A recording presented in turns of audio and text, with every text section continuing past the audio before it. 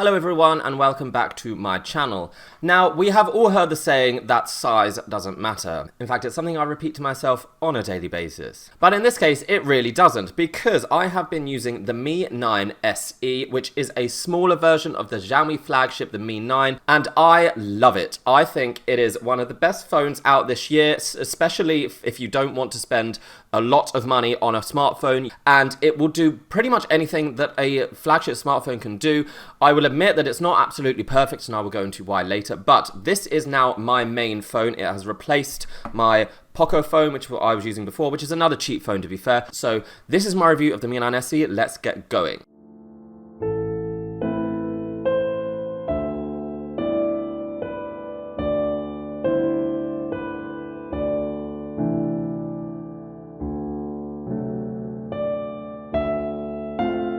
Okay, so let's look at the specs first, just go through them pretty quickly, and then we'll go into more detail on what it's like to use on a day-to-day basis. The Mi 9 SE has a 6-inch screen, and I don't care what anyone says, 6 inches is big enough.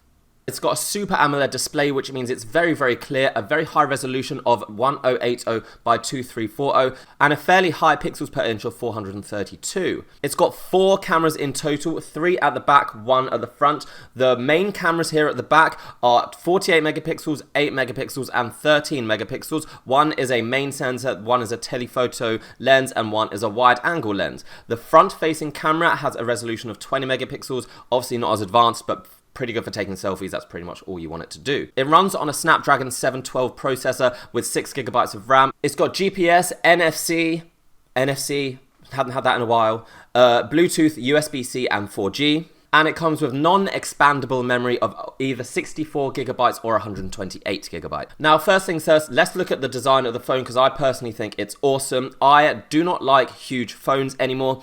I prefer this kind of compact size. The entire phone itself is just over 6 inches, whereas the screen is just under 6 inches, and I find it much more comfortable to hold in my hand than to use a larger phone, the larger iPhone, Samsung phones, the Note phones. They're all too big. I can use this one-handed very, very easily, which is what I want to do. I don't want to have to be like holding it like a tablet, which is how I feel most phones, you have to do that these days. Apart from the size, the design is actually very premium looking and feeling, despite the, I guess, low cost of the phone.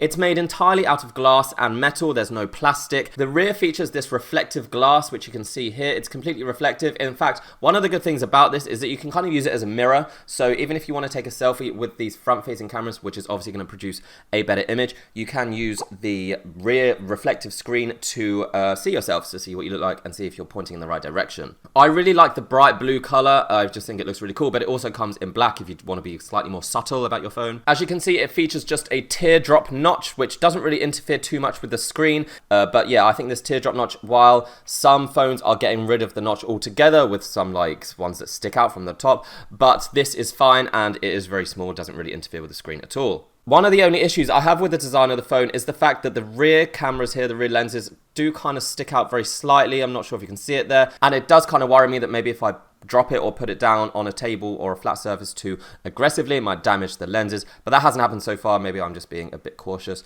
And as you can see, the back does collect fingerprints very, very easily, so you would have to kind of clean it if you want it to keep it looking good. Oh, so shiny. Also featured on the front of the phone is the integrated fingerprint scanner here. It's inside the screen. There is no button here. There is no button at the rear or no fingerprint scanner at the rear. Is a pretty premium feature again for such a budget phone. Not very many phones at this price range feature an integrated fingerprint scanner in the screen, and I find it works 9 times out of 10 the first time you touch it.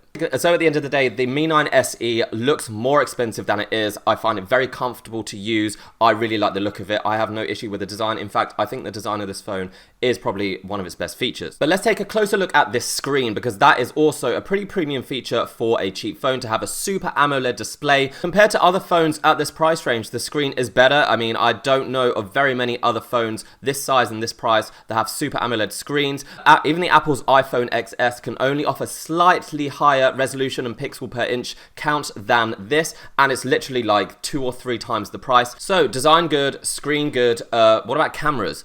Also good. The triple camera setup at the rear works so well. It's got a 48 megapixel sensor, and now bear that in mind that this is just kind of interpolated. It's not actually a 48 megapixel camera. I mean, it just adds in the pixels in software, but it does work quite well. Turn on HDR mode, it does make a difference. Usually it makes it better. I've gone out and shot quite a lot of photos with this camera, and I've been impressed basically every single time I've shot with it, especially close up. It really does a good job of blurring the background, probably because of the triple lenses allows each area to be focused in a different way.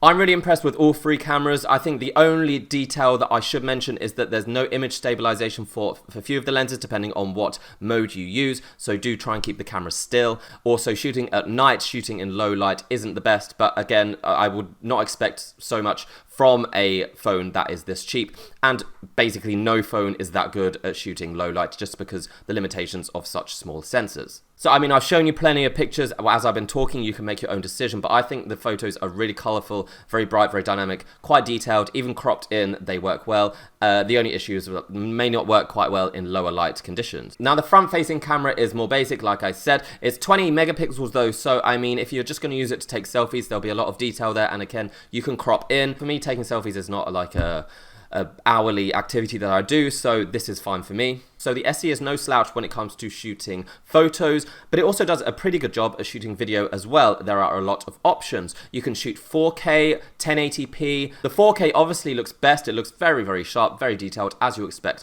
4K video to look. However, there is no image stabilization, so you want to be keeping your phone very still and holding it very tight so that you're not shaking or moving around too much. If you do want image stabilization, you're going to have to bump the resolution down to 1080p, which I think is the better format to shoot in anyway. It's much more user-friendly, and again, it has that stabilization. Now, what I do really like is shooting in slow motion. I really like slow motion video, don't know why, I just always have done, and thankfully the SE has lots of options for that. You can shoot up to 960 frames per second. Now, this is done via software. You can only shoot a 1-second video, which turns into a 10-second slow motion video, but for true slow motion, you can go up to 240 frames per second, 120, which is pretty decent for, again, a fairly cheap phone. I would say this is definitely a phone if you are into photography and shooting videos. You shoot a lot of content, but you don't want to spend a metric shit ton of money on a new smartphone. And in fact, it's better than any other cheap phone that I've reviewed on this channel, and there have been a fair few.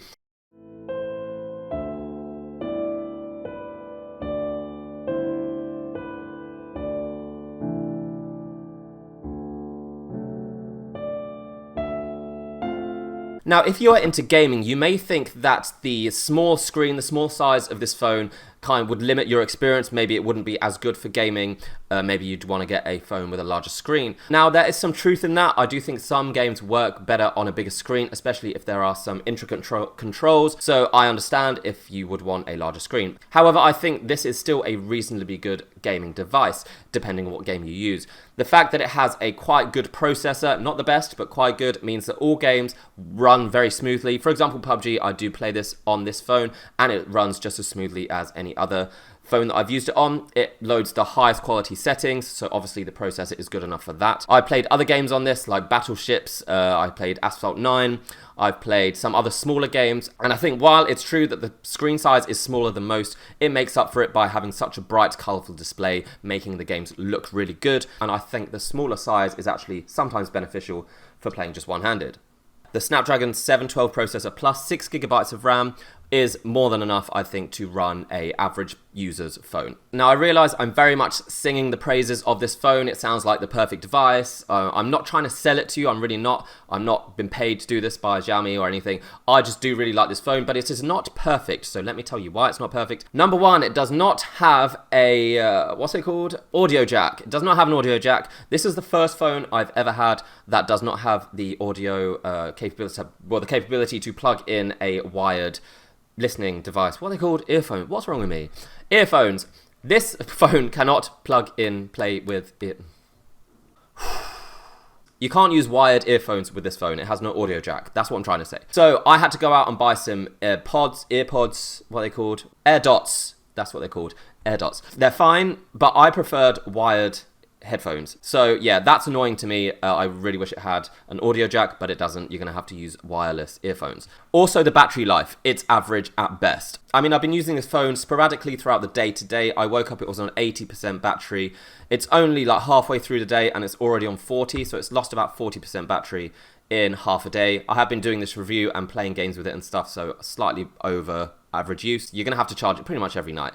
And finally, the last thing that kind of is a little bit annoying, actually it's very annoying and it's a worrying trend, is Mi UI 10. So that's the Xiaomi's version of Google Android, their Android 9 I think, and they've got their own skin over it. In general it's fine. I really like the gestures. I like the full screen option where you can just get rid of everything and you just use gestures to go backwards and forwards and select and stuff. But the one thing that annoys me is that every time you download an app, so say for example I download Uber, it will scan the app, which you think, oh, that's good, scan it to see, make sure it's safe. But it scans it, it interrupts everything that you're doing, it will pop up with a screen saying, oh, this app is safe, and it will also display a little advert at the bottom for like an app or a game or something, or I don't know, anything. Now, I do not want ads on my operating system at all, ever. No, it's bad. Thankfully, you can disable that option, you can disable it, so you can get rid of it, but I'm not into that at all.